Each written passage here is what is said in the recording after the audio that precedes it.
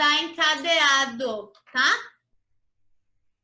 3 assuntos que, na verdade, a gente vai estudar como é que essa danada dessa obrigação tributária ela vai morrer. Porque tudo que nasce morre. Então, quando eu estudo a relação jurídico-tributária e eu estudo a obrigação tributária, eu estudo algo que está nascendo. Com a prática do fato gerador, nasce a obrigação tributária. Mas a gente já viu que essa relação jurídico-tributária que nasce a partir da obrigação de pagar do contribuinte ao fisco é um casamento entre o fisco e o contribuinte, que o contribuinte já entra no casamento querendo se divorciar. E como é que ele se divorcia? Regularmente é pagando. Então, se a obrigação é de pagar, ele vai se divorciar do fisco se ele pagar. Mas eu tenho várias outras formas do fisco receber ou não receber, de se discutir essa obrigação ou não, tá?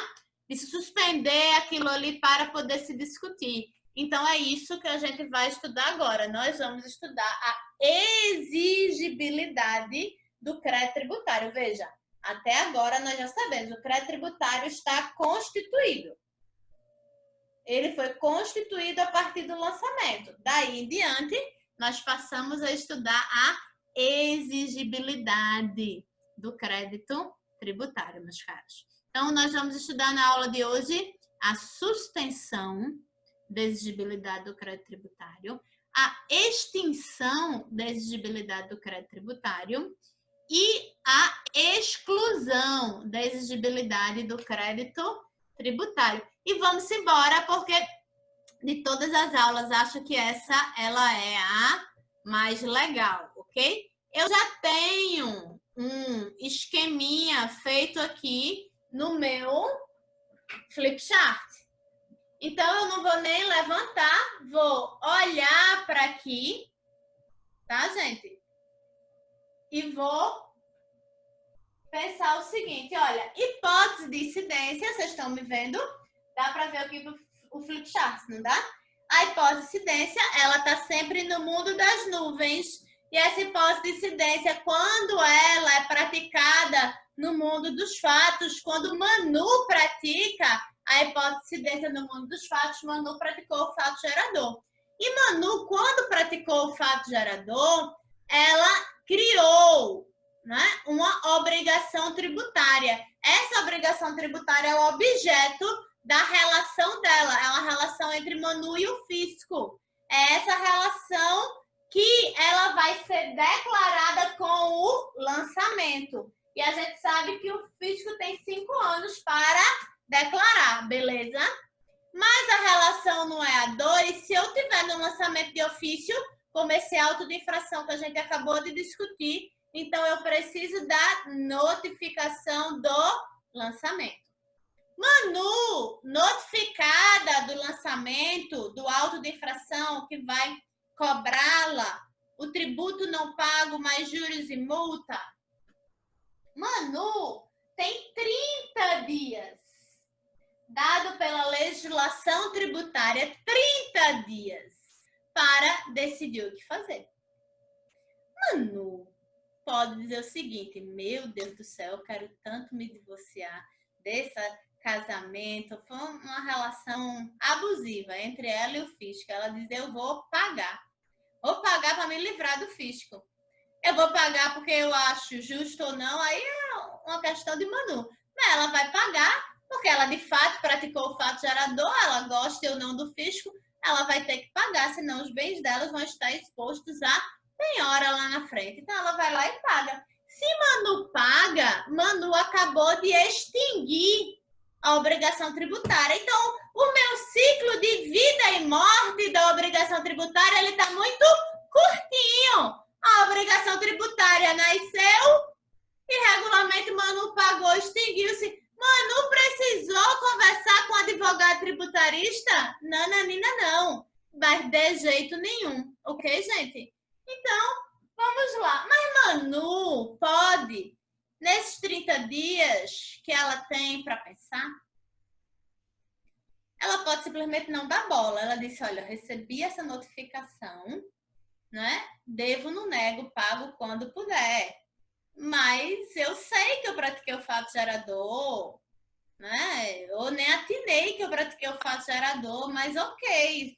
Sendo que se eu não tenho dinheiro na conta para pagar os 5 mil reais, como na questão que resolvemos há pouco, Manu vai fazer o quê? Nada. Nada. Se Manu não faz nada, aí é quando começa a brincadeira pra gente, no caso. Se Manu não faz nada, o fisco, ele vai levar o nome de Manu à dívida ativa. A dívida ativa, nós já vimos isso em direito financeiro, é um cadastro de quem deve ao fisco, ok? A dívida ativa, por sua vez, é o requisito para a execução fiscal. Veja, não existe uma execução de título extrajudicial se eu não tiver o título. Então, se vocês são mais acostumados com o cível, vocês não vão executar se vocês não tiverem a nota promissória, o cheque, vocês vão precisar de um título extrajudicial para poder fazer uma execução de título extrajudicial. A execução fiscal, ela vai ter a mesma lógica. Qual seria esse meu título extrajudicial? É a certidão de dívida ativa. Então, o fisco ele é obrigado, a partir do momento que o contribuinte não paga, ele escreve o nome do contribuinte na dívida ativa. Isso é um requisito. E ali, o fisco pode cobrar. E o meio adequado do fisco cobrar é a execução fiscal. Como é que o fisco vai satisfazer a obrigação dele através da execução fiscal? Tá? É assim que ele vai satisfazer a obrigação dele. Ok, gente? Vejam. Mas, vamos pensar assim. Vamos pensar assim. Manu não paga. Manu decide, olha, eu não vou pagar, porque tem um erro aqui. Eu não devo 5 mil reais ao fisco municipal. Pelos meus cálculos, eu devo 500. Tem um zero a mais, que está me dando um prejuízo de 4.500. Então, eu vou fazer o quê? Eu não vou pagar. Manu vai conversar com Merison, advogado tributarista. A Merison vai dizer o seguinte: olha, Manu, nós vamos impugnar administrativamente. Em que pese a legislação fala em reclamação ou recurso administrativo, eu prefiro chamar de impugnação, acho que fica mais fácil. Não gosto muito dessa terminologia de reclamação. Mas veja, mas é a mesma coisa. Merison vai dizer assim, olha, eu vou impugnar administrativamente. Impugnar administrativamente é Manu discutir com o fisco municipal e dizer, olha, esse ISS que você está cobrando aqui, né, Manu ME, a empresa, a PJ, dizer, olha, esse ISS que você está me cobrando aqui está com a base de cálculo equivocada. Esse auto de infração, ele foi feito com a base de cálculo equivocada, né? Ele foi arbitrado presumidamente de maneira equivocada. O fisco está querendo enriquecer sem causa e ela vai discutir administrativamente.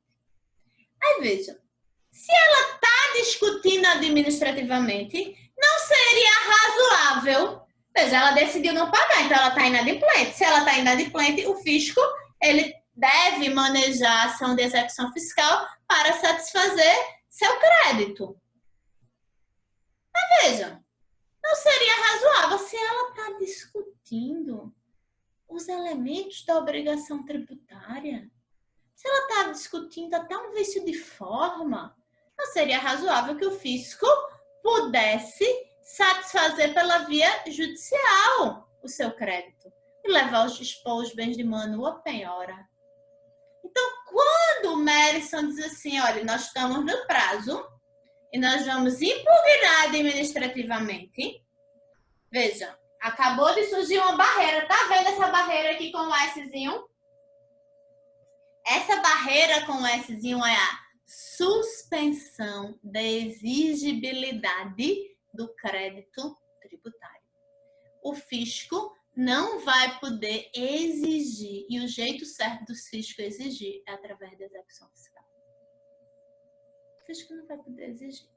Significa que o fisco não vai inscrever o nome de Manu na dívida ativa? Não, nananina, não. Se Manu está inadimplente, o nome de Manu está na dívida ativa e está correndo os juros de mora. Hello, hello. Agora, o fisco não vai poder cobrar isso de Manu através da execução fiscal. Beleza. Estamos claros até aqui, gente? Então, isso aqui é um caminho. Que eu vou ter a suspensão da exigibilidade, e a suspensão ela é momentânea, enquanto você está discutindo aquilo, eu vou ter a suspensão da exigibilidade do crédito tributário, tá? Aqui, nesse prazo de 30 dias. Eu tenho outras formas de suspender a exigibilidade. Manu, vai para o fisco municipal. Manu faz o quê? Nada. A Manu assistiu minhas aulas tributário. Eu sei que ela gostava mais de trabalhista, mas ela assistiu minhas aulas de tributário, né? Aí ela diz assim, rapaz, aqui ó, vou fazer nada, devo, não nego, pago quando puder. Eu sei que o fisco tem 5 anos para manejar essa ação. Vai que o fisco não maneja a ação de execução fiscal. Vai que prescreve, né? Vamos embora discutir isso aí. Vamos ver no que dá. A Manu não faz nada, a Manu lisa, lesa, louca, não faz nada, né? Veja, aí, imagine só, tá entendendo? Manu ganha um dinheirinho, 3 anos depois, Manu ganha um dinheirinho. Aí, Manu, eu vou resolver aquele pepino com o fisco, né? Vou resolver aquele negócio que de fato eu pratiquei o fato gerador do ISS. Eu vou lá resolver meu problema com o fisco.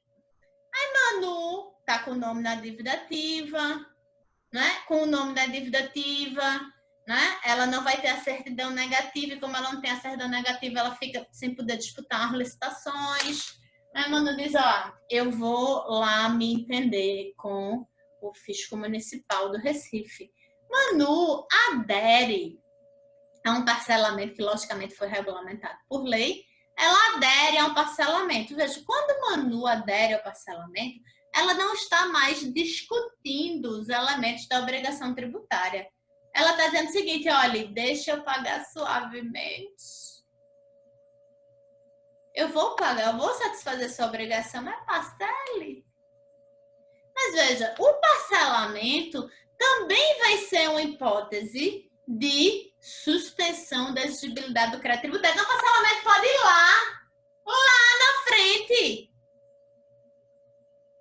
Mas se Manu parcelou, suspendeu o direito do fisco de exigir judicialmente, através da execução fiscal, a satisfação do crédito tributário. Então, eu tenho o artigo 151 do CTN, que ele vai nos dar as hipóteses, o rol é taxativo, são as hipóteses que suspendem a exigibilidade do crédito tributário, ok?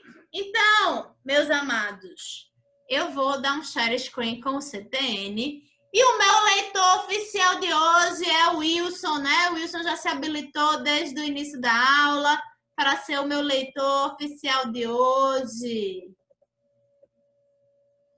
Vamos lá, artigo 151 do CTN. Eu não gosto muito de dar o share screen na legislação, porque é meio feioso quando vai para o YouTube. Mas o inimigo do bom é o ótimo. Vamos embora. É artigo qual, professora? Tá na tela, 151 do CTN. Vamos lá. 151. Vamos lá. Suspende a exigibilidade do crédito tributário. Aí vamos lá. Inciso 1. Moratória. 2. O depósito do seu montante integral. 3. As reclamações e os recursos nos termos das leis reguladoras do processo tributário administrativo. 4. A concessão de medida liminar em mandado de segurança. 5.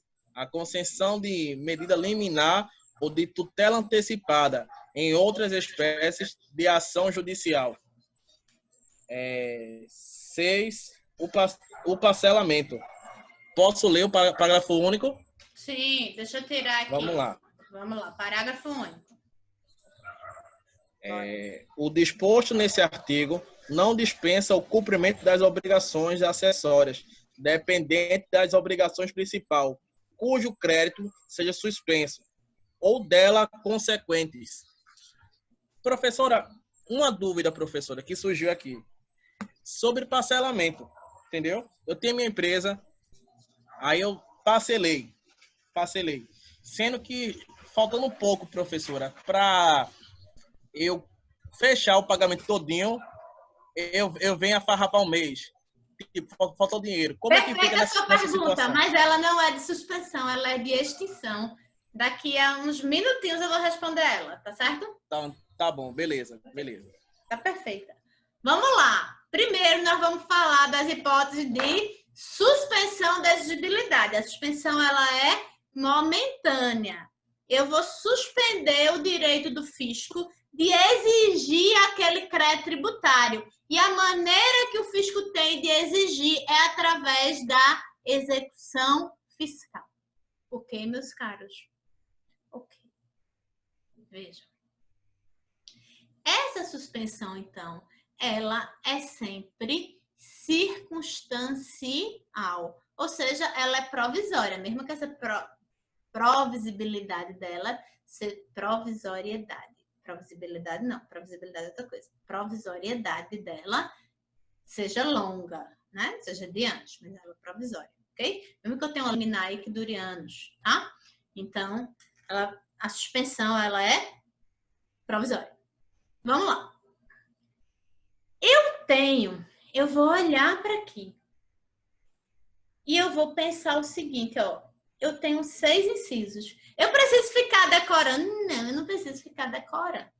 Eu posso. Mas é possível que vocês esqueçam. Isso aqui eu quero que fique introjetado na cabeça de vocês.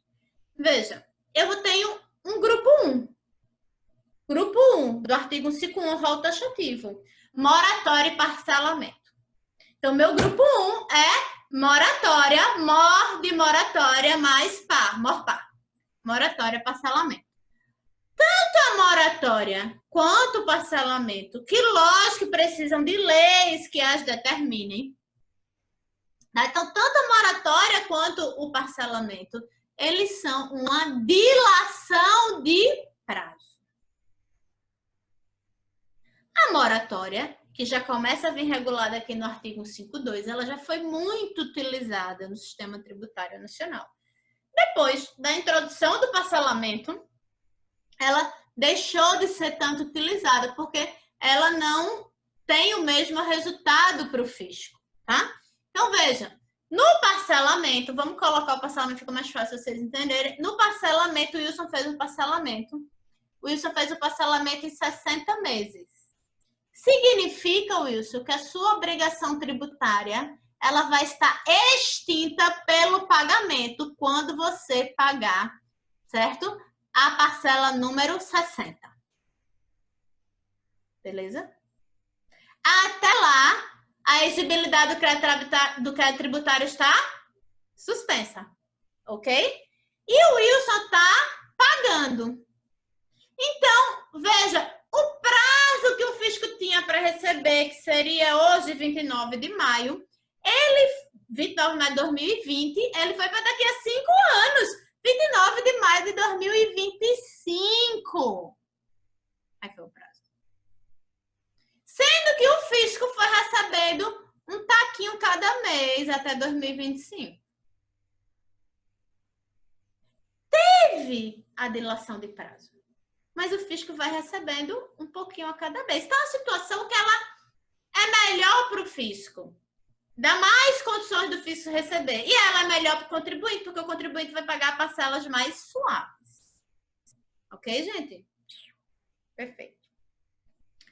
A moratória, ela pode ser em caráter geral ou ela pode ser específica ou em caráter individual. Ou seja, pode ser uma moratória que o benefício de mérito da moratória, que é uma suspensão da exigibilidade, vai decorrer diretamente da lei, ou ele pode decorrer de um despacho da autoridade administrativa que vai lá e diz, ó, de fato, Merison satisfaz os requisitos que a lei determinou para a moratória. A moratória é uma dilação de prazo. Dizer, olha, em virtude da recessão ocasionada no mundo pós-pandemia, no novo normal, o município do Recife declara a moratória daqueles que estão em débito com o IPTU no ano de 2020. E esse vencimento ele vai para 2021. Seria possível? Seria.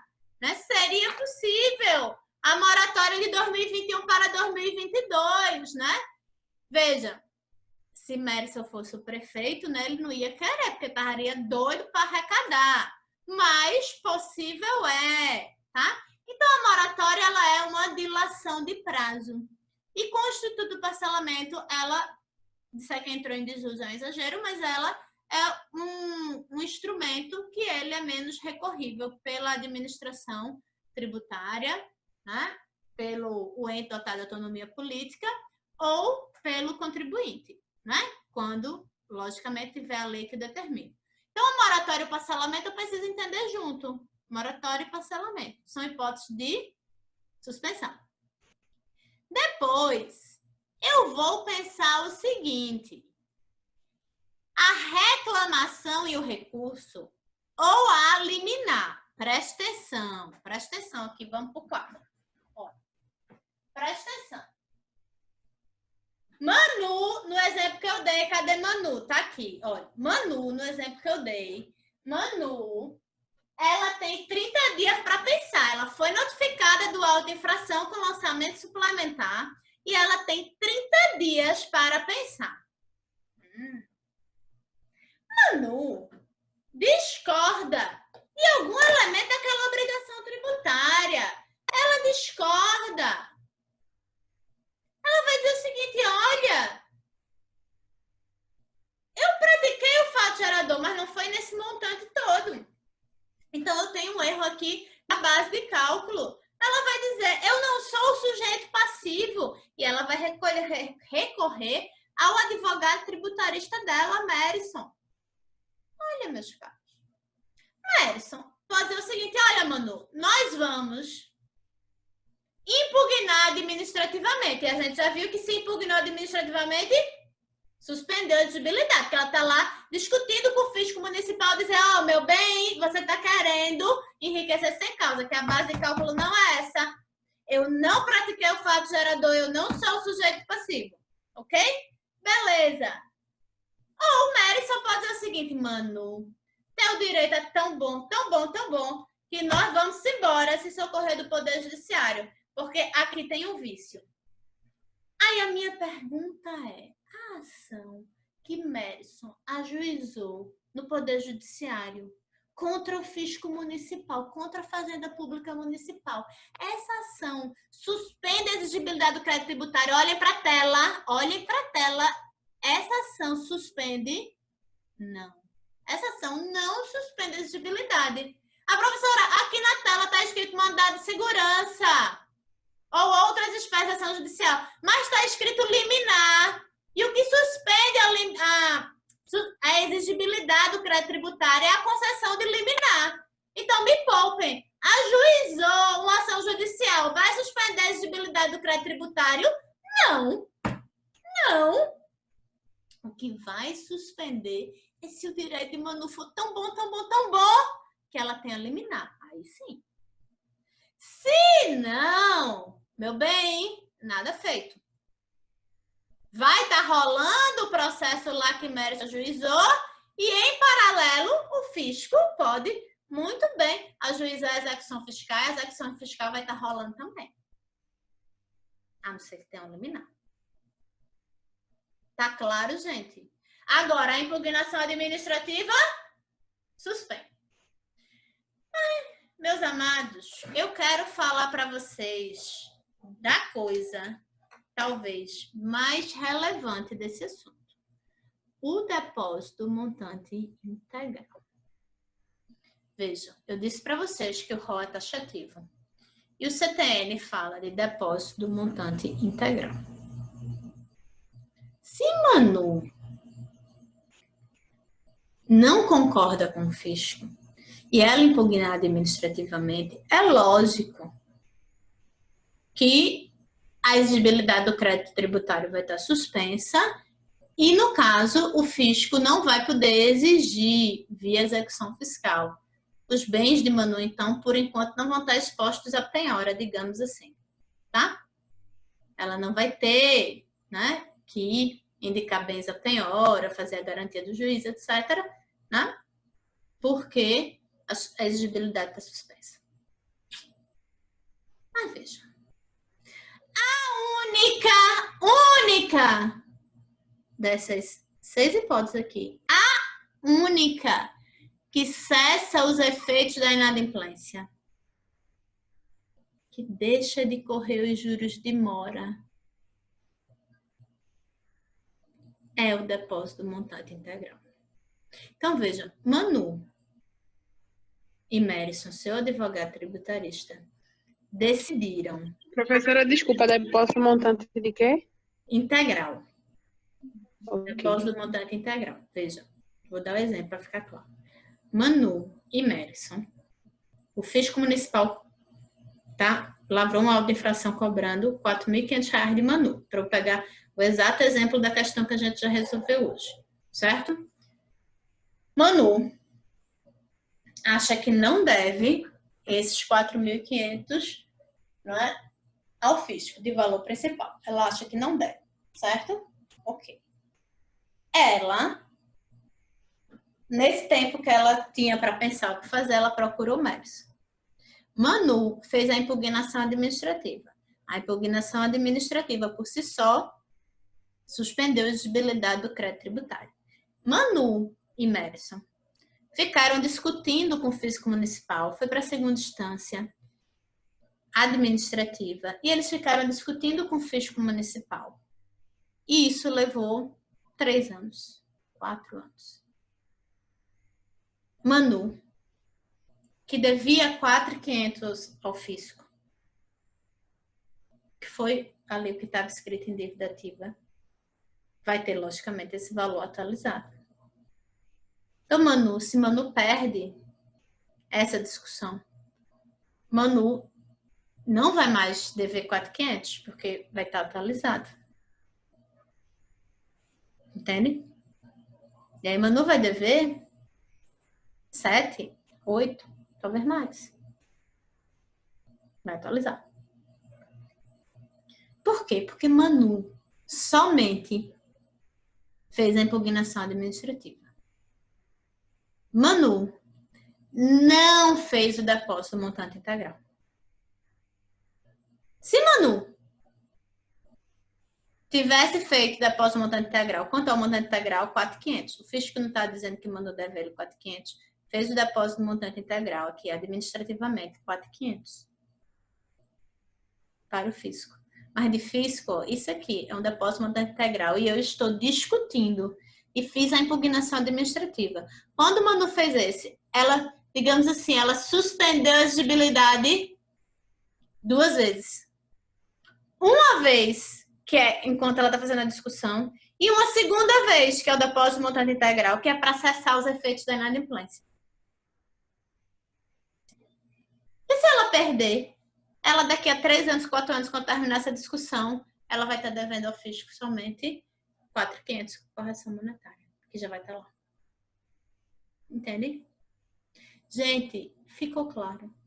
A única hipótese, então, que não paguei, vou ter juros de mora. Pronto. A única hipótese em que esses juros de mora vão cessar é quando eu fizer o depósito montante integral. Isso está claro? Cristalino? Claríssimo. Dúvidas aqui no chat.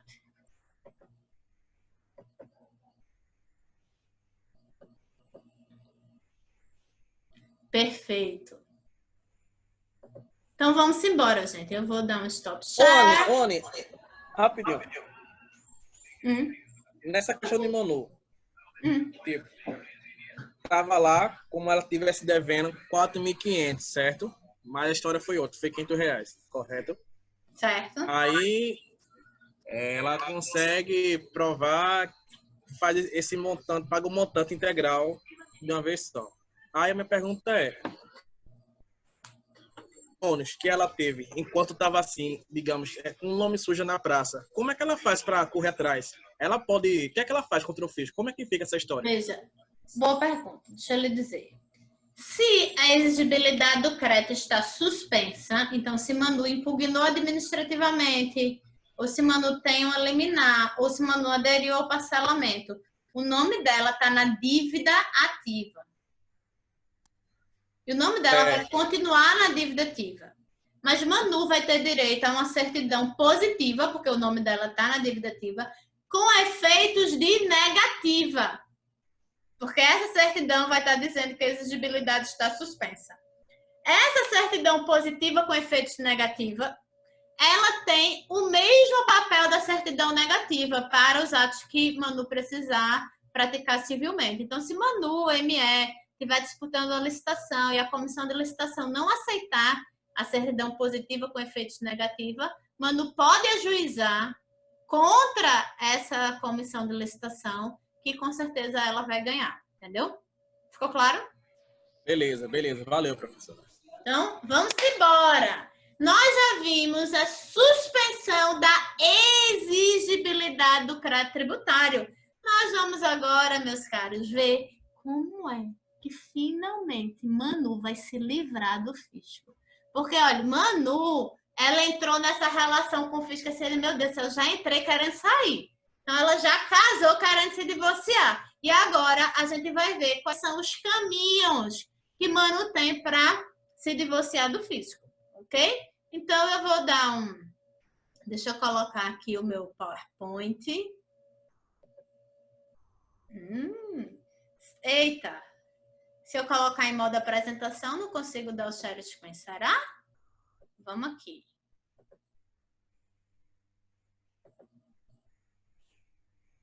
Deu certo. Aqui. Ó, que beleza. Que beleza, meus amados. Deixa eu ver se fica grande. Ah, ficou. Perfeito. Perfeito. Gente, nós vamos ver agora a extinção do crédito tributário. A obrigação tributária não nasceu quando Manu praticou o fato gerador. E ela vai ter que se extinguir. Oi. Esse material a senhora vai disponibilizar? Vou. Só não garanto postar ainda hoje, mas no máximo amanhã tá no portal, certo? E só falta essa aula de hoje pro YouTube. A aula da semana passada já tá no YouTube, tá? Então, também o mais rápido possível vou subir essa aula, tá? Então, obrigada, professor. Nada. Vamos lá. Nós vamos ver agora como é que nós vamos fazer para extinguir o crédito tributário. Ele nasceu. A obrigação tributária nasceu. Tudo que nasce morre. Eu sempre digo, sabe que eu trabalho com ambiental, né? Então eu sempre digo, olha, tudo que nasce morre. Até um danado, um baobá vai morrer um dia. O baobá vive 400 anos, tá? Então tudo que nasce morre. Vejam, a obrigação tributária também. A obrigação tributária nasce com a prática do fato gerador e ela vai morrer. E o jeito mais comum dela morrer é pagando. Pagando aqui, ó. Primeiro inciso do artigo 156 do CTN. É pagando. Aí eu vou pedir para alguém ler, pode ser o Wilson, pode ser outra pessoa, o artigo 156 do CTN. Para a gente. Extingue o crédito tributário. Inciso 1, o pagamento. 2, a compensação. 3, a transação. 4, a remissão. 5º, a prescrição em decadência. 6, a conversão de depósitos em renda. 7, o pagamento antecipado e a a homologação do lançamento dos termos do disposto do artigo 150 e seus parágrafos 1º e 4º. 7. A consignação em pagamento nos termos do disposto no artigo 2, no parágrafo 2 do artigo 164. 8. A decisão administrativa irreformável, assim entendida a definitiva na órbita administrativa, que não mais possa ser objeto de ação anulatória. 10. A decisão judicial passada em julgamento. 11. A dação em pagamento em bens imóveis, na forma e condições estabelecidas em lei.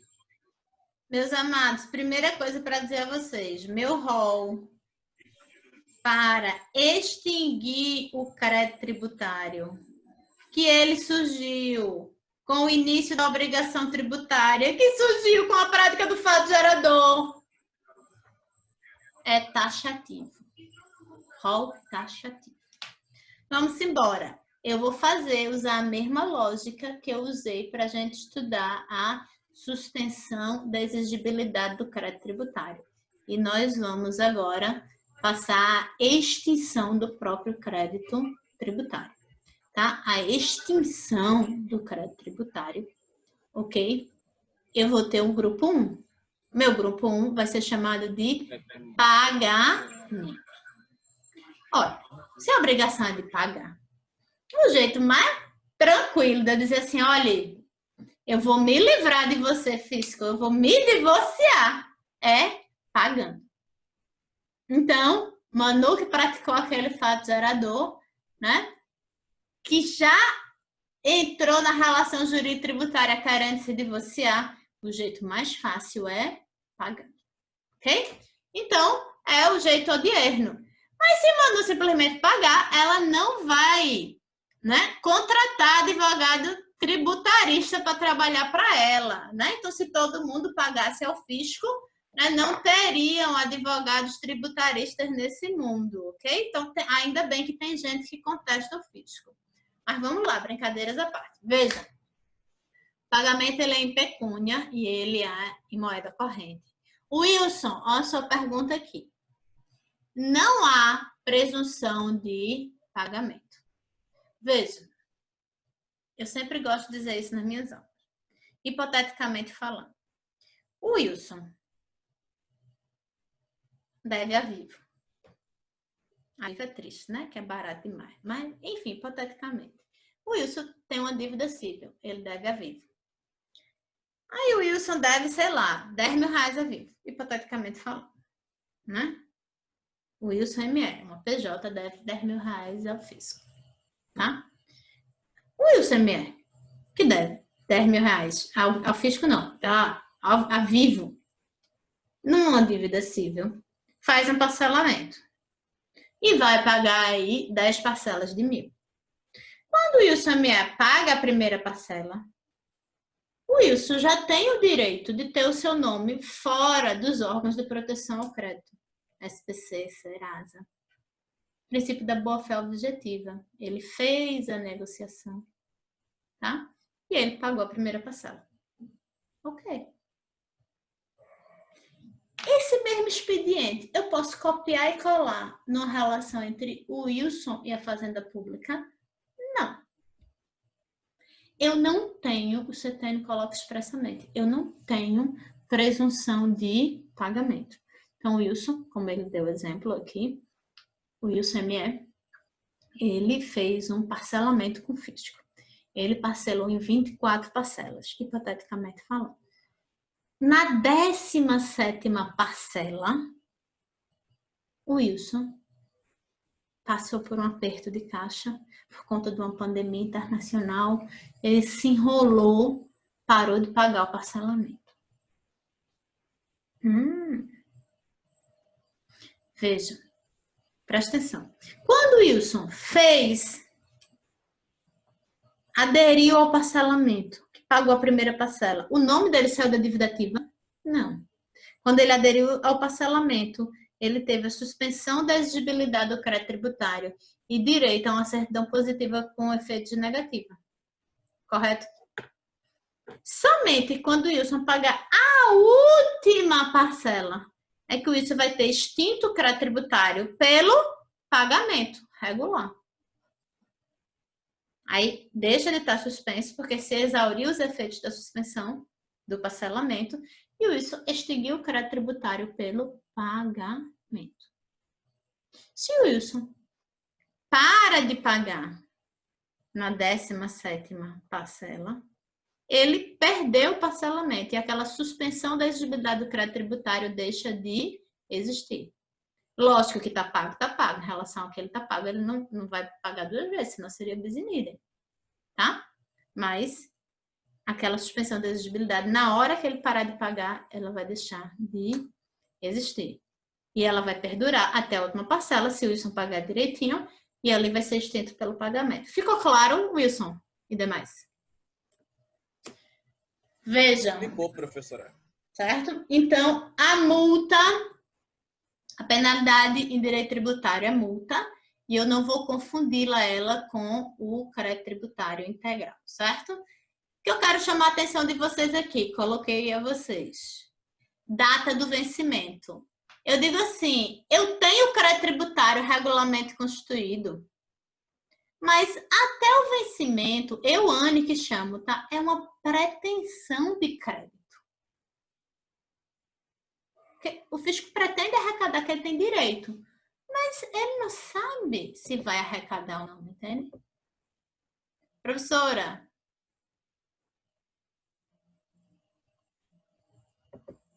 Não, o pagamento é feito em moeda corrente.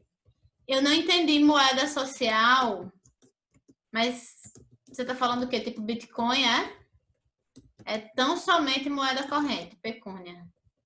Não, não pode. Não pode. Ô Aline, no caso, como a senhora falou aí, eu parei de pagar, aí eu perdi parcelamento, certo?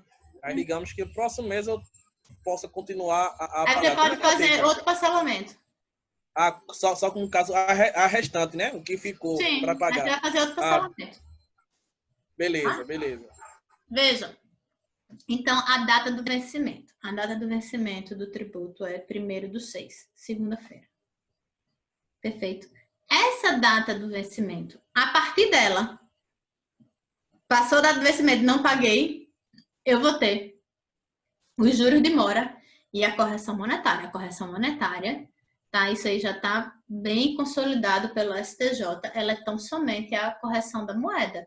O que era R$2.000 há 10 anos atrás não é R$2.000 hoje. Então, a correção monetária é só a correção da moeda. E eu tenho ainda isso, os juros de mora, certo? 1% ao mês no CTM, ok? Meus amados, vejam.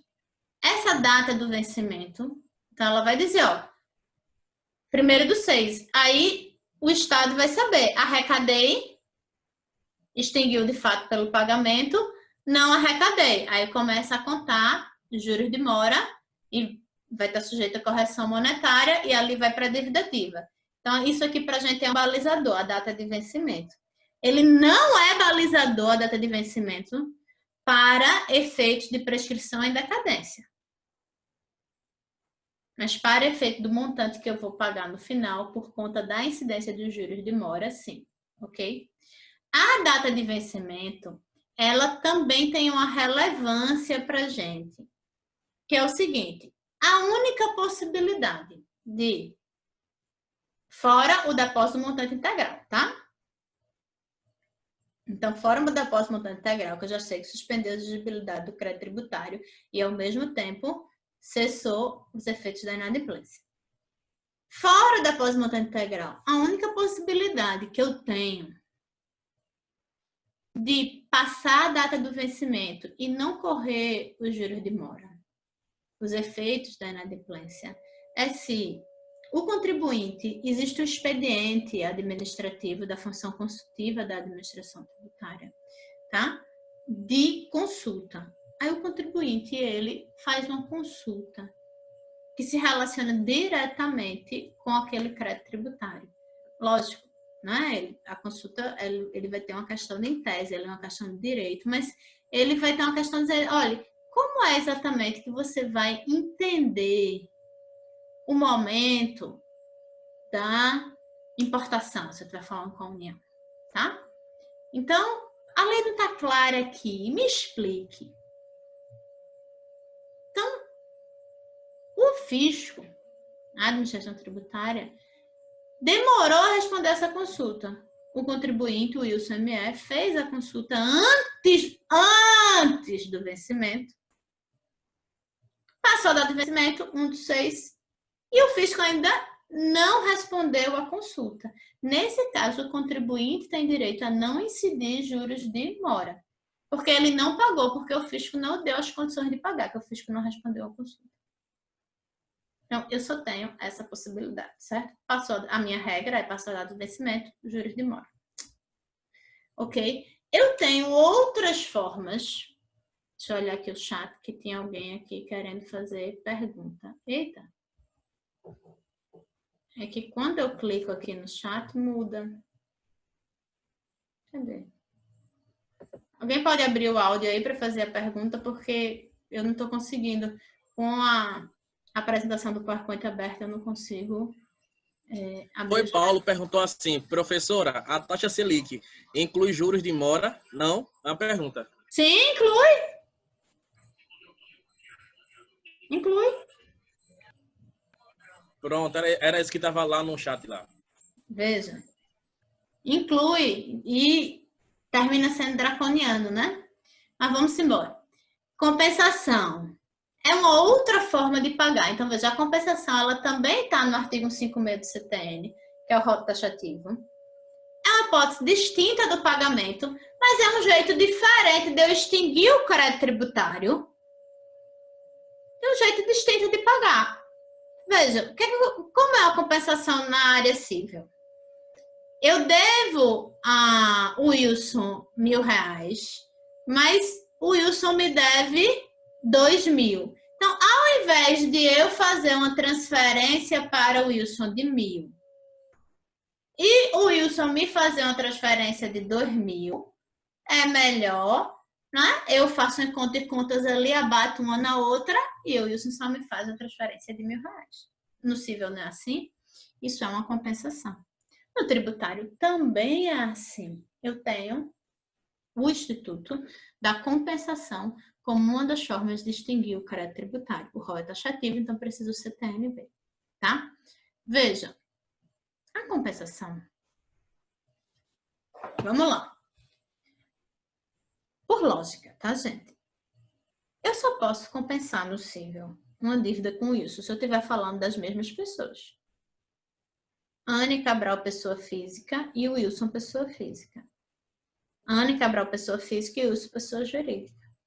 Senão, não é compensação. Eu tenho que estar falando das mesmas pessoas. Isso é a mesma coisa quando eu estou falando da relação jurídico-tributária. Você vai compensar se você tiver as mesmas pessoas. Então, é o seguinte, o fisco União deve ao Wilson e o Wilson deve ao fisco. Ele faz a conta de contas e compensa. E o que o Wilson deve vai ser extinto porque o fisco deve ao Wilson. Entende? No encontro de contas. Sem o Wilson precisar colocar um novo dinheiro, já que ele já tem aquele crédito a receber do fisco. Mas isso só vai acontecer se for o Wilson União, União Wilson. O Wilson não pode abater um crédito de ICMS com uma dívida de IPI. No IPI a relação é o Wilson União. No ICMS a relação é o Wilson Estado de Pernambuco. Tá claro, gente? Sendo que, por uma questão de direito financeiro e não uma questão de direito tributário, não é somente necessário que seja Wilson União. União Wilson. é necessário que sejam tributos da mesma espécie. Então, o Wilson não pode compensar uma dívida de contribuição previdenciária com a União com crédito a receber do IPI. Mas, professora, por que não? É pessoa jurídica. Eu ando e digo assim, meu Deus, troco de quê? Por que não? Mas, né, a jurisprudência já se posicionou. Então, eu já tenho uma jurisprudência sobre isso, né, que entende que, em razão de o imposto, ele é um tributo que ele não tem a receita vinculada. Então, o Wilson pode compensar uma dívida de imposto, mesmo que seja um imposto distinto. Imposto de renda pessoa jurídica com crédito de IPI. É imposto, é tributo da mesma espécie. É assim que a jurisprudência posiciona. Mas a contribuição social com crédito de IPI ele não pode, porque o tributo é distinto e por conta do direito financeiro e não do direito tributário, como a receita da contribuição previdenciária é vinculada, então tem aquela expectativa de receita, e a receita é vinculada, não é possível fazer compensação com as receitas que são vinculadas por conta da natureza do tributo. Então, ele só vai compensar se for exatamente dentro daquilo. Então, ele compensaria se, a título de contribuição previdenciária, que não existe essa hipótese, o fisco devesse a ele. Aí ele deve ao fisco, ele poderia compensar. Mas o crédito do IPI com a contribuição previdenciária, ele não consegue, porque são espécies de tributos distintas. Então, o fundamento, a ratio decidente dessa jurisprudência é de direito financeiro e não a rigor de direito tributário. Lógico que são temas interconexos, ok? E a última coisa que eu quero falar para vocês de compensação. O contribuinte pode optar por receber por meio de precatório ou de compensação, tá? O indébito tributário por sentença declaratória transitada e julgada. Vocês estudaram comigo em direito financeiro que quando eu tenho uma sentença transitada em julgado contra o fisco e em favor de alguém, esse alguém vai receber através de precatório. Mas o STJ sumulou, entendendo que esse alguém pode escolher compensar. Porque se esse alguém ele tem uma relação odierna com o fisco, por exemplo, né, é uma indústria que tem uma relação de IPI com a União, ele pode preferir compensar aquele crédito do que ficar na fila do precatório. E o STJ permite isso, ok? Tem dúvidas aqui no chat, mas deixa eu ver se eu consigo abrir o chat. Consegui. Não. Ok. Transação. Gente, transacionar é fazer um acordo. Quando vocês me procuram para fazer um acordo sobre a prova, vocês têm a expectativa de que eu ceda em alguma coisa. Senão, não era acordo, era votos. Então, quando eu tenho uma transação, significa que as duas partes cedem. Presta atenção, o serviço. Então, a transação, ela é uma forma indireta de pagar. A transação, o acordo para pagar, e as duas partes cedem, então o fisco pode ceder em retirar penalidades, por exemplo, mas não no montante principal do tributo, para não incidir em renúncia de receita, entende? Então, a transação, ela vai exigir o que a gente lei autorizativa. Lógico, isso é óbvio, tá? Então, é preciso uma lei que autorize as variáveis da transação. Então, transacionar é fazer um acordo e que os dois lados vão perder, tá? Então, o fisco deixa de arrecadar alguma coisa para poder arrecadar. É muito comum nos fiscos municipais. Às vezes, os fiscos municipais chamam na televisão. Vamos fazer um mutirão para pagar o IPTU. A Linda fazia muito isso. Mutirão para pagar o IPTU. Então, precisa de uma lei autorizativa que autorize aquelas transações, né? Aí você vai ver quem está nos critérios que vai poder, né, ter aquelas concessões em troca de pagar agora, entende? Veja. De toda forma, veja, se eu paguei, ou se eu compensei, ou se eu transacionei, o fisco está recebendo dinheiro. De alguma maneira. Mesmo que ele esteja recebendo dinheiro pela compensação, porque ele está deixando de pagar uma dívida com você. Ok, meus amados? Ok, Anne, tudo bem. Uma outra forma que também o fisco está recebendo dinheiro, por isso que eu coloco tudo no bloco assim, pagamento, são formas de extensão do crédito tributário. Uma outra forma é a conversão do depósito em renda. A conversão do depósito em renda é quando eu tenho uma decisão favorável à fazenda. Vamos pensar o seguinte. Lembra do exemplo de Manu? Vamos voltar para o exemplo de Manu. Bora. Manu recebeu um auto de infração dizendo que ela deve 4.500 de ISS ao fisco municipal. Manu contratou Merison. Merison fez a impugnação administrativa mais o depósito montante integral para cessar os efeitos da inadimplência. E ela está lá discutindo, e ela está discutindo a base de cálculo. Ela diz que a base de cálculo está errada, por isso que não é 4.500. Ok. Beleza? Beleza. Enquanto Manu está discutindo administrativamente e existe aquele depósito montante integral, a exigibilidade do crédito está suspensa. Ok. Veja, teve a decisão na segunda instância do fisco municipal. Não teve? Teve a decisão na segunda instância do fisco municipal. Essa decisão na segunda instância do fisco municipal entendeu que Manu estava errada e o fisco estava certo. Então, aquele depósito do montante integral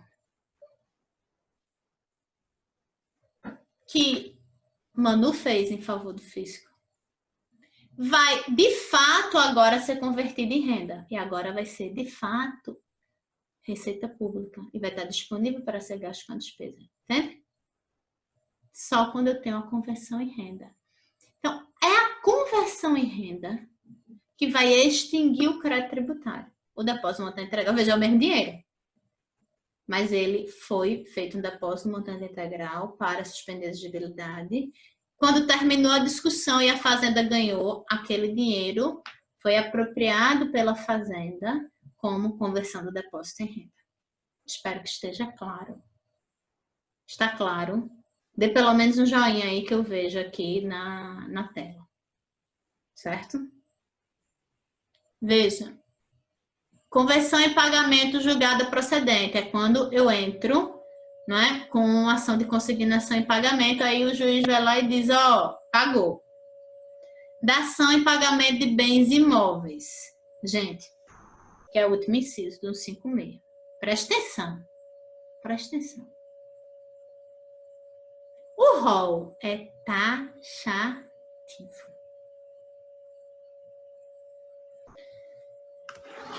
É possível. O Wilson ME deve ao fisco. O Wilson não tem dinheiro para pagar o fisco, mas o Wilson tem um terreno na praia. O Wilson pode vender o terreno na praia e pagar o fisco. Mas o Wilson, não, eu vou transferir a propriedade do terreno para o fisco. E vou fazer uma dação em pagamento de bens imóveis e aquilo ali está quitado. O Wilson pode fazer isso? Pode. É uma forma indireta de pagar. Não recebeu a pecúnia, mas recebeu um bem que compensa em relação a isso. Aí, vocês poderiam me perguntar. Professora, veja. Quem pode o mais, pode o menos. Eu aprendi isso. Primeiro período de direito, que quem pode o mais pode o menos. Se o Wilson pode transferir o imóvel dele para o fisco e, com isso, extinguir o crédito tributário, ele não pode fazer isso com o carro dele, não? Não. Por que não? Porque o rol é taxativo. E o rol está falando, e eu tenho uma lei, lógico, que regulamenta isso, da dação em pagamento de bens imóveis. Ele não pode dar um bem imóvel, não. E essa situação da dação em pagamento de bem imóvel é você entregando o bem para extinguir o crédito tributário. Isso não se confunde com você não pagou, você não fez nada. Você sofreu uma execução fiscal contra você, você não ofereceu bens a penhora, você não garantiu o juízo para oferecer embargos do devedor, tá? E aí... Professora, ficou mudo. Vocês ouviram até onde? Até quando você falou bem imóveis, aí parou. Pelo menos para mim, né? Eu não sei pro pessoal. Jesus. Bora lá. O Wilson pode doar um terreno na praia ou qualquer outro bem imóvel para o fisco. E esse ato extinguiu o crédito tributário. Mas o Wilson não pode doar o carro, doar joias. O Wilson tem esmeraldas em casa, diamantes. O Wilson pode entregar os diamantes para extinguir o crédito tributário? Não! Professor, eu aprendi no primeiro período que quem pode o mais pode o menos. Foi? Que beleza, mas esse rol é taxativo. Veja, eu entendo que ele deveria ser taxativo na vertical, tá? Mas não na horizontal. E que caberia essa lógica do quem pode o mais pode o menos. Mas esse entendimento é de uma doutrina minoritária, a lei é expressa. É mais uma vontade política do que uma orientação doutrinária. Então, meus amados, posso entregar o carro, a joia, o ouro? Não. Pagamento em moeda corrente ou eu tenho a dação em pagamento de bens imóveis. Perfeito? O pagamento, quando o lançamento é por homologação. Gente, a gente já discutiu isso. Eu paguei, extingui em relação àquilo que eu paguei. Esse é o jeito popular de eu entender. Então, o lançamento por homologação, ele fica esperando a homologação do fisco, que pode ser tácita, que se dá com 5 anos sem o fisco falar nada, porque transcorreu o prazo decadencial. Ok, mas se eu paguei 100, eu extingui em relação a 100. E aí o fisco tem um prazo decadencial de 5 anos para descobrir que tinha 4.900 aí para se pagar. Oxe, não tá indo. Grupo 2, veja, esgotamos o grupo 1 de extinção do crédito tributário, que é a extinção que vai se dar pelo pagamento. Aí nós vamos para o grupo 2. O grupo 2, ele vai falar de impedimentos. Como assim impedimentos, meus caros? Veja, nós vamos extinguir o crédito tributário. Manu vai conseguir extinguir o crédito tributário, vai conseguir se divorciar do fisco sem pagar nada. Gente, sério? Sério. Vai se divorciar pagando R$0. Porque o fisco vai ser impedido de receber. Porque o fisco não pode enriquecer sem causa. Então, eu tenho duas lógicas, dois postulados lógicos que vão me levar a isso. Postulado lógico 1 são os efeitos do tempo. Então, por que se deu a prescrição ou a decadência, o fisco vai ser impedido de arrecadar? Meu outro postulado lógico é porque eu tenho uma decisão, que aí a gente vai ver que pode ser judicial ou administrativa, que diz assim, fazenda, você não tem o direito de arrecadar. Mano, tá certo e você tá errada. Você não tem o direito de arrecadar. Então, eu tenho, na verdade, 4 hipóteses que vão compor ali 3 incisos do 156 do CTN, mas que são só 2 postulados de lógica. Efeito do tempo, eu já sei que a prescrição é a decadência, ou uma decisão que diga que o fisco não tem o direito de arrecadar. E essa decisão pode ser administrativa ou judicial. Então, veja, nós já estudamos, nós fizemos uma aula só de prescrição e decadência. Então, nós sabemos que constituir o crédito tributário, o fisco ficou inerte. Não exerceu o seu direito de exigir aquele crédito tributário. Então, o que é que vai acontecer, meus queridos? Vai se operar a prescrição. E se operou a prescrição, o crédito tributário, ele vai ser extinto por conta da prescrição. Aí você vai dizer, professora, e a decadência? Você bateu tanto nessa tecla na aula passada. Você disse que a decadência é a perda do direito de lançar. Se o fisco perdeu o direito de lançar, como é que vai extinguir o crédito tributário se ele ainda não existe? Porque o fisco não pode lançar. E o crédito tributário começa a existir com o lançamento. Como é que faz isso? É exatamente isso. Veja, presta atenção. A decadência, quando eu vou olhar assim, doutrinariamente, ela tem uma natureza de exclusão do crédito tributário. Porque a decadência vai impedir o fisco de lançar. Eu estou falando abstratamente e teoricamente. Por sua vez, eu quero comentar com vocês 2 coisas. Primeira coisa, o legislador não é jurista. Então, o legislador colocou a decadência ali como forma de extinção do crédito tributário. Ok. Mas, quando eu vou para um entendimento prático do funcionamento da relação jurídica tributária, quando eu vou alegar decadência em juízo, por exemplo, significa que o fisco está me cobrando, como no exemplo da questão. O fisco lavrou um auto de infração, que é o exemplo que eu estou dando com o Manu aqui. O fisco lavrou um auto de infração depois de ter se operado o prazo decadencial para o fisco. E o fisco está me cobrando isso. Aí eu vou em juiz e vou dizer, olha, doutor juiz, meu bem, tem a decadência. Então, esse crédito tributário aqui, ele foi extinto. Com fundamento na decadência, mas pela decisão que disse que o fisco não tem o direito de receber, porque se operou a decadência, nesse meu exemplo. Mas eu posso dizer para o fisco se operou a decadência. E o fisco reconheceu que se operou a decadência. E ele extinguiu aquele lançamento tributário. Na verdade, ele anulou o lançamento tributário. Ele tinha feito um lançamento sem o direito para fazer esse lançamento, porque tinha se operado a decadência. Mas você só vai discutir isso na prática, falando, entendeu? Se o fisco lançar errado. Então, teoricamente, seria melhor se a decadência tivesse no artigo que fala de exclusão de crédito tributário. Mas, praticamente, né? Você vai dizer, olha, esse crédito tributário está extinto porque se operou a decadência. E sem efeitos práticos, tá? Mas é lógico que eu sei que a decadência é um muro que ela entra aqui e impede o fisco de lançar. Ok, meus queridos?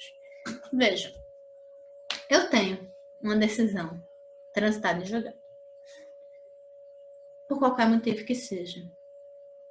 Porque Manu não praticou o fato gerador. E Manu provou isso em juízo. Porque se operou a decadência e o judiciário reconheceu. Mas não importa o porquê.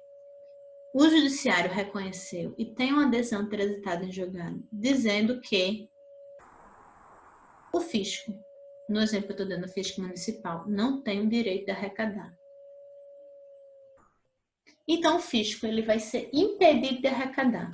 E aquele crédito tributário lançado referente àquilo, ele vai ser anulado na prática.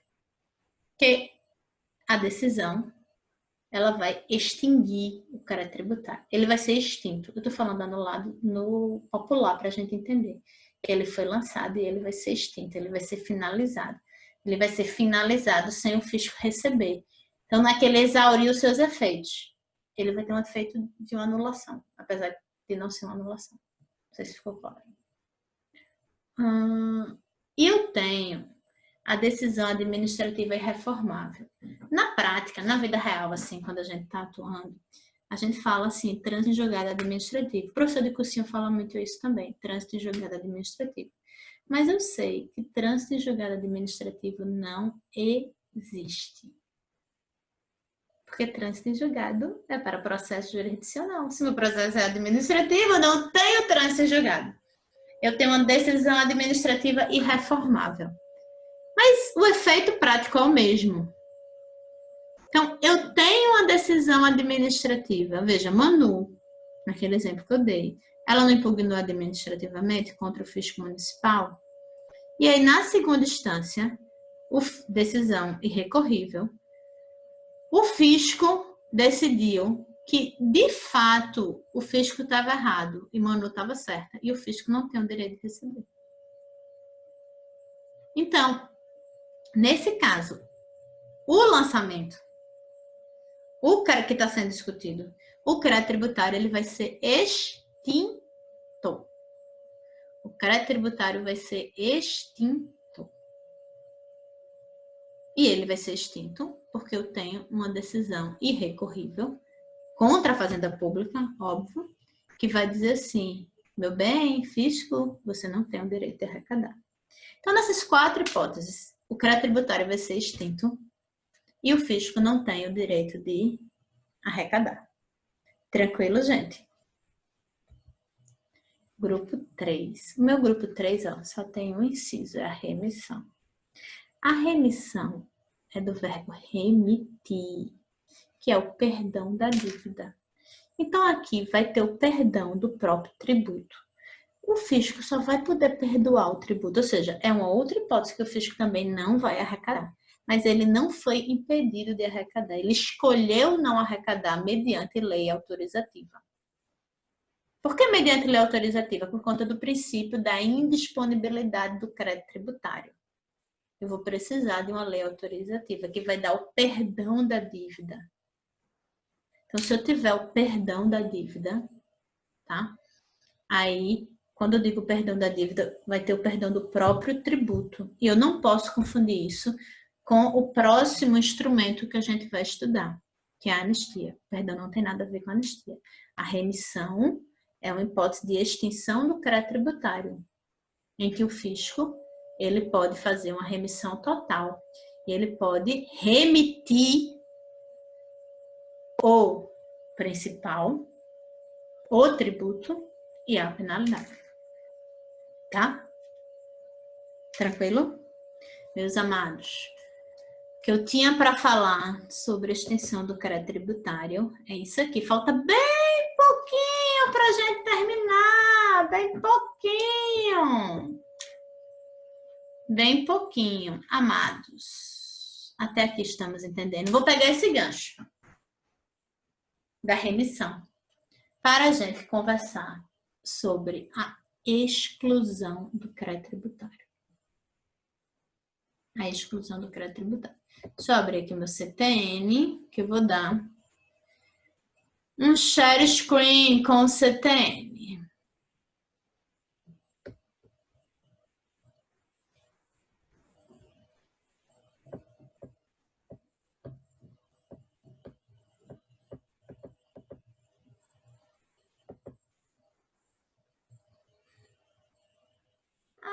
Amadinhos.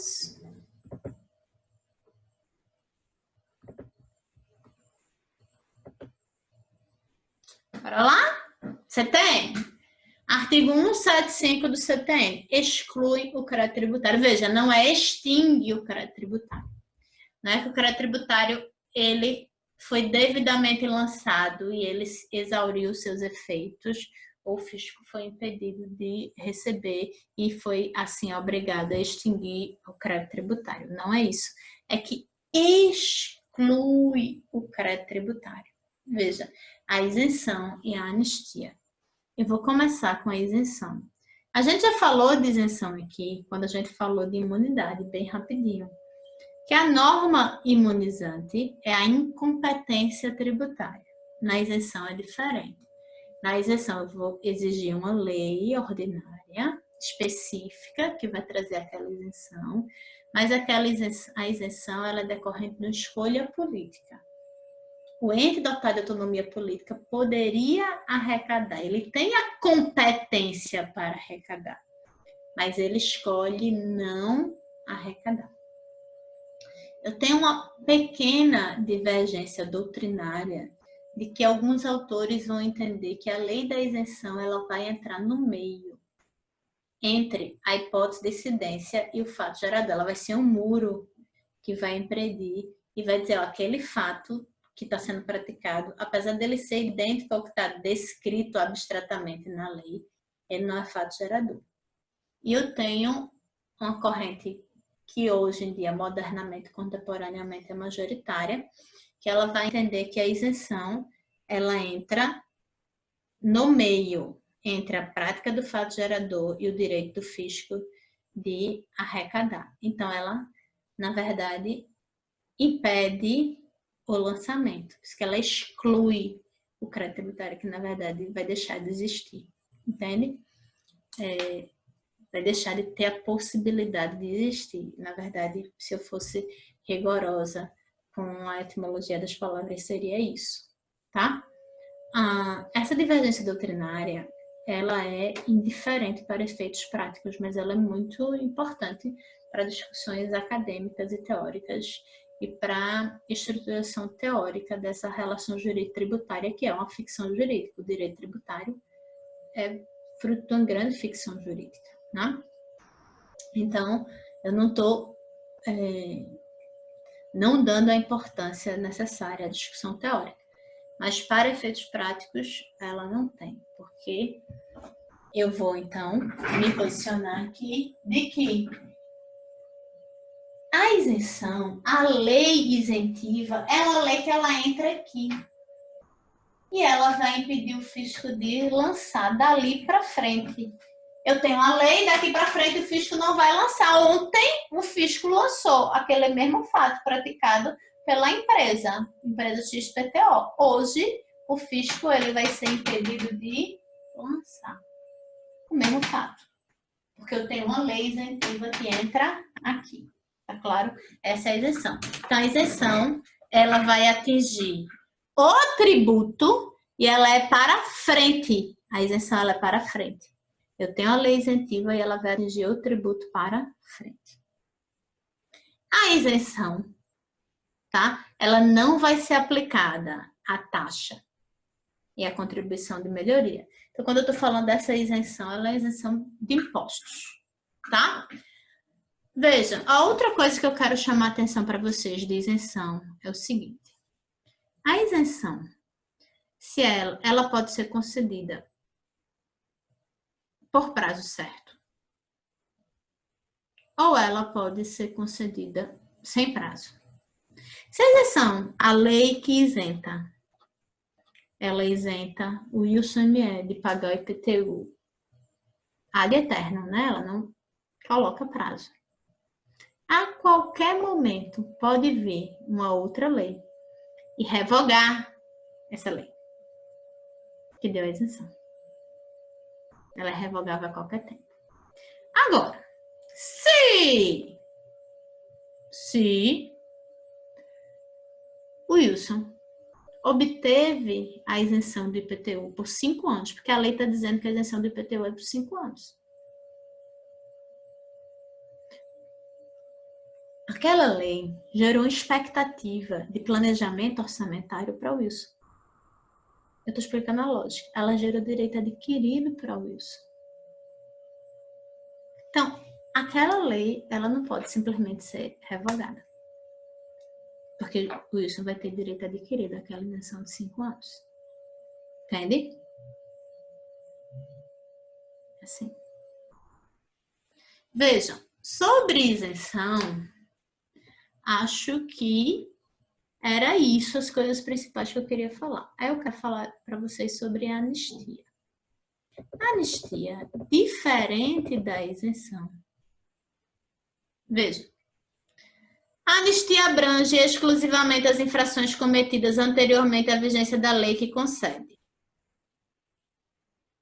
não se aplicando aos atos qualificados em lei como crime ou contravenções e as infrações resultantes de conluio. Então, veja, na anistia, eu estou abrangendo infrações cometidas anteriormente à vigência da lei que concede. Entenderam isso aqui?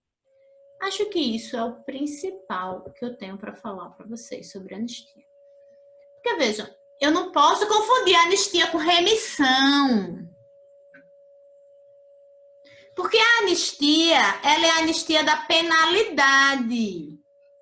O Wilson deve ao fisco. Eu tenho uma lei que traz a anistia para todos aqueles que estão na situação de Wilson. A lei anistiou o quê? A penalidade. A penalidade pelo inadimplemento. Uma penalidade e outra, que seja uma penalidade de não cumprimento de obrigação acessória. Mas que não seja uma contravenção, que não seja um crime, que não seja feito com dolo, com má fé. Mas então, vejam, a anistia é um instituto jurídico que ele vai se destinar a anistiar para trás os lançamentos de infrações, de penalidades, e penalidade de direito tributário é multa. Então, eu tenho a lei que está dizendo, olha, aqui, ó, estou anistiando as multas para trás. Não pode ser para frente, porque se eu disser o seguinte, olha, não vai ter mais multa para aqueles que não pagarem em dia o ICMS, ninguém mais vai pagar em dia de ICMS, vai deixar de existir data de vencimento. Não é isso. A anistia é penalidade para trás. Professora, e por que eu não posso confundir anistia com remissão? Porque a remissão você vai poder remitir o tributo. E na anistia você só vai anistiar a penalidade. Tá claro, gente? Amados, dúvidas? A aula terminou. Dúvidas? Zero dúvidas. Essa turma é muito aplicada, viu? A prova de vocês vai ser mais difícil, porque vocês são muito aplicados. Fácil não, professora. As dúvidas vão aparecer na prova. Professora, Na tenha prova coração, não, antes da professora. prova. Diga. Tenha Dúvidas, coração, pelo amor de Deus, professora. Tenha Gente, coração, pelo amor de maior do Jesus. que o meu. Olha o meu coração, ó, enorme. Coração maior do que o meu. É isso. Eu aprendi assim, que professor de direito tem coração de gelo. Misericórdia. Meu Deus, isso, que falácia. Meus queridos, sem dúvidas, que bom. Fico achando, então, que todo mundo entendeu, tá? Então, veja, essa é uma aula que ela tem muitos detalhes, mas que se eu entendo um pouquinho de lógica e eu pegar a intuição da lógica, isso aqui flui fácil, tá? Então, Oi? Pode falar. Pode falar. Ô professora, como assim? A gente está com um bocado de assunto e outras matérias. A senhora pode dizer o que é que vai cair os assuntos dessa P2, por favor? Rani, vai cair tudo. Todo o código tributário, palhaço. Tá vendo? Não tem coração. Olha, veja, assuntos da P2. Assuntos da P2. Vai cair. Deixa eu anotar aqui. Pega o curso para anotar. Um minutinho só. Vai cair contribuição de melhoria, empréstimo compulsório, contribuições. E todo o estudo da relação jurídico-tributária para cá. Relação jurídico-tributária, obrigação tributária, construção do crédito tributário, que é o estudo do lançamento, prescrição, decadência, revisibilidade do crédito tributário, suspensão da exigibilidade do crédito tributário, extinção do crédito tributário e exclusão do crédito tributário. Minha gente, agora vejam. Vocês acabaram de exaurir o assunto tributário. Vocês vão ver, ó, que semestre que vem é só mamata. Vocês entenderam toda a parte teórica tributária, a gente viu em um semestre. Por isso que tributário é a melhor disciplina para você ir para o OAB segunda-feira. Isso para o Wilson não tem problema não, professora, que ele está com tempo suficiente Inclusive de estar ligando de 3 horas da manhã para os outros para estar tirando onda. Tá vendo, gente? É a saudade, é a saudade. Meus amados, se vocês não têm dúvidas, sim, bem lembrado, Paulo. Eu sei, isso é uma dificuldade para mim, né? É um desafio, que são só 5 linhas para a resposta de cada questão. Eu sei disso, entendeu? Então, a prova vai ser fácil, fiquem tranquilos. Esse vídeo no YouTube vai subir o mais rápido possível. Continua disponível para o WhatsApp. Aquele exercício que nós resolvemos aqui, eu vou subir no portal e vou subir mais uns outros exercícios também para vocês treinarem para P2. E eu continuo aqui no mesmo canto, sempre em contato com vocês. Se vocês estiverem assistindo essa aula no YouTube, comentem a aula, curtam, me sigam no meu canal. Vou encerrar a aula. Um beijo e um abraço no coração de vocês. Ok, blogueirinha. Até mais. Tchau, Beijo. tchau. Beijo.